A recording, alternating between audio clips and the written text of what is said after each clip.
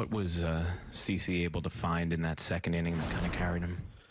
I think mechanically he got really locked in and just really started commanding the strike zone. And I thought his slider was really good tonight. He had the changeup too and the cutter.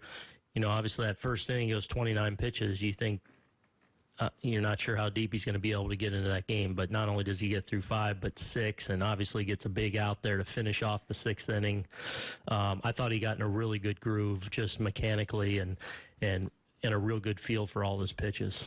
You guys end up scoring 10 runs in a game in which you had just 2 singles through the first 4 innings.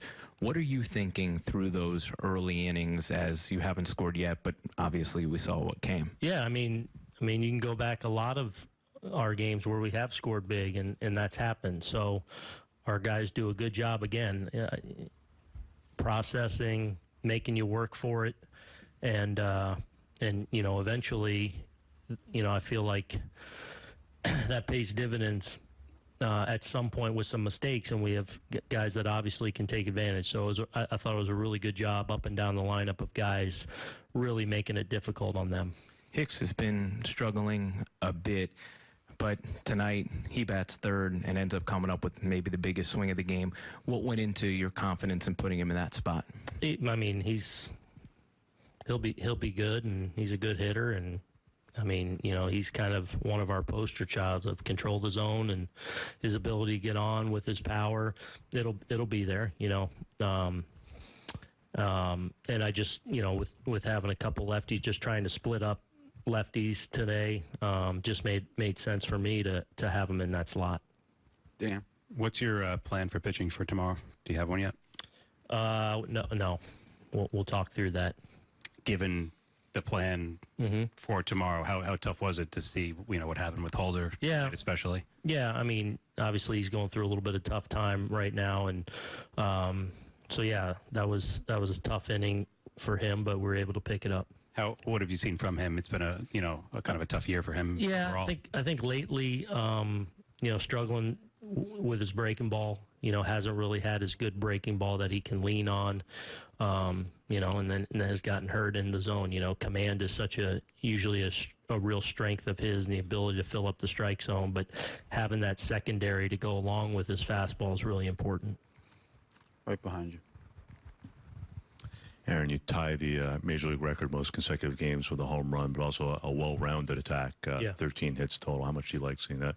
The power and the variety. Yeah, I mean, again, it's just keep on grinding away. You know, that's kind of the focus, and you know, it's a little bit past the baton if necessary, but I feel like our guys are really, from a game plan standpoint, and I think Marcus and PJ have done a really good job of getting them ready every night, and they're going out and really locked in on having a quality at bat. And when you do that time and time again, especially as deep as our lineup, and more often than not, eventually they get you. Christy. When Chad Green went through some struggles like this earlier on, you sent him down to go work on something. Is that a possibility with Jonathan? I don't know. I mean, we just got through the game, so we'll talk through some things and see what we think's the best. When you put him in a position like that, is that an attempt to try and get him through this, or? I mean, sure, we want to try and get him through it, but also, you know, we're, you know, staying away from Britton. We're trying to stay away from Otto, if we could. So it was we were a little short tonight. You know, trying to hold Nestor back if we could. Hale threw again yesterday, so trying to hold off on him so we have some length from him. So, you know, you know, with that kind of lead, trying to preserve Greeny too going into tomorrow. So a lot of things go into it, coupled with hopefully he can get on a little bit of a roll there and give us 2 good innings. Roger. About setting the record and about it being something that only one other team has done. Do you feel like you saw this team as having a potentially historic lineup? Yeah, nothing surprises me that they do. You know, I wouldn't have set out to predict that they're going to break that. I mean, that's kind of a obscure one, but it's now that it's happened with our group. Does it surprise me? No. I mean, we have a lot of guys capable of hitting the ball out of the ballpark, and I think they help strengthen each other just because collectively they're able to wear down pitchers that eventually leads to more and more mistakes at different points in the night. Ryan. Aaron, DJ has a 4-hit game and is on base 5 times. It's almost like ho-hum. Of course he did. You know, what's the sort of the thing that stands out most to you watching his at-bats all season long? Never gives one away.